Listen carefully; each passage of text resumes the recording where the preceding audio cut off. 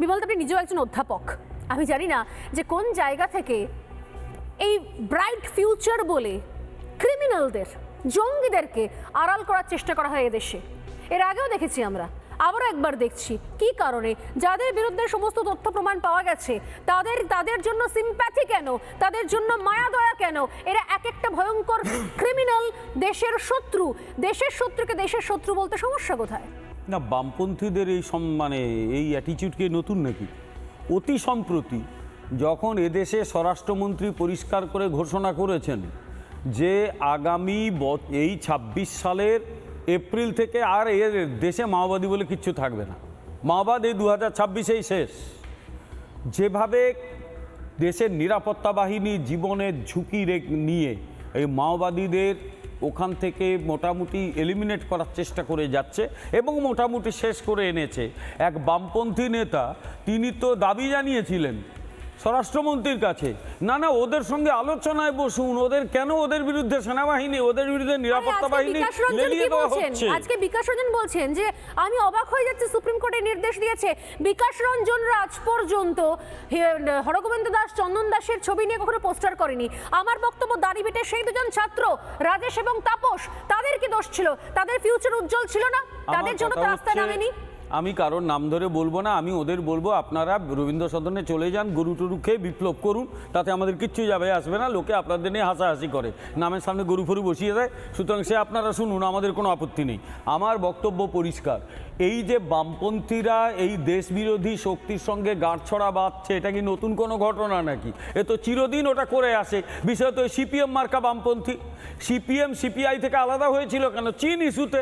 কোন চীন ইস্যু? 1962 সালে চীন যখন ভারত আক্রমণ করে এখনও এখানকার 38,000 বর্গ কিলোমিটার দখল করে রেখেছে। আমি চ্যালেঞ্জ করলাম স্বর্ণালী, তুমি যে কোনো সিপিএমের নেতাকে দেখো, বলো যে চীনকে তুমি আগ্রাসী কি বলো?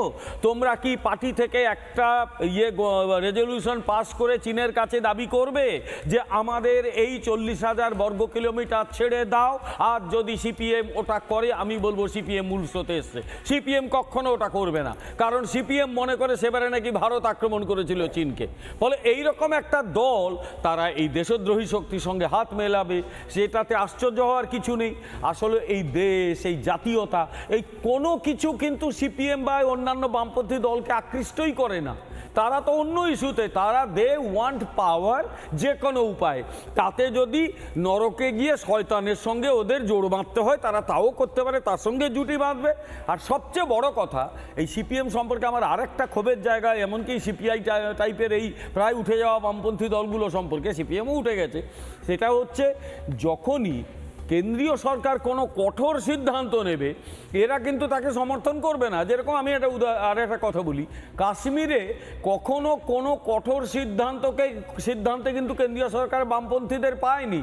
বামপন্থীদের একটাই কিন্তু ওখানে ওরা অ্যাপ্রোচ দেখায়, আলোচনা করো। আলোচনা করতে তো অনেক দিন চলে গেছে। আলোচনা করতে দেশে শারজিল ইমামরা, উমর খালিদরা জন্মে বড় হয়ে গেছে, বড় হয়ে গেছে, জঙ্গি হয়ে গেছে। এটা একটা আলোচনা চলতে থাকছে, it's a part of there policy. আলোচনাতে জীবনে এই সব ক্ষেত্রে সমস্যার সমাধান হয় না, দেশবিরোধী শক্তিকে এলিমিনেট করতে হয়। কংগ্রেস আমলে এই দেশবিরোধী শক্তির যে বাড়বাড়ন্ত হয়েছিল, ওরা পাথর ছুটতো, নিরাপত্তা বাহিনীকে বলা হয়েছিল তুমি গুলি ছুটতে পারবে না, নিরাপত্তা বাহিনীকে পিছিয়ে আসতে হতো। বিজেপি ক্ষমতায় এসে প্রথম যেটা বলেছিল, পাথর ছুঁড়লে তুমি পাল্টা অ্যাকশন নাও, আমি আছি তোমাদের পাশে। নিরাপত্তা বাহিনী কিন্তু মোটামুটি কাশ্মীরে পাথর ছোঁড়া গ্যাংকে বন্ধ করে দিয়েছে। বামপন্থীদের তাতে আপত্তি তো। নানা ধরনের কন্টেন্ট দেখার জন্য লাইক করুন, শেয়ার করুন আমাদের ফেসবুক পেজ, সাবস্ক্রাইব করুন আমাদের ইউটিউব চ্যানেল। পাশাপাশি অন্যান্য ব্রেকিং নিউজের জন্য অবশ্যই চোখ রাখুন রিপাবলিক বাংলায়।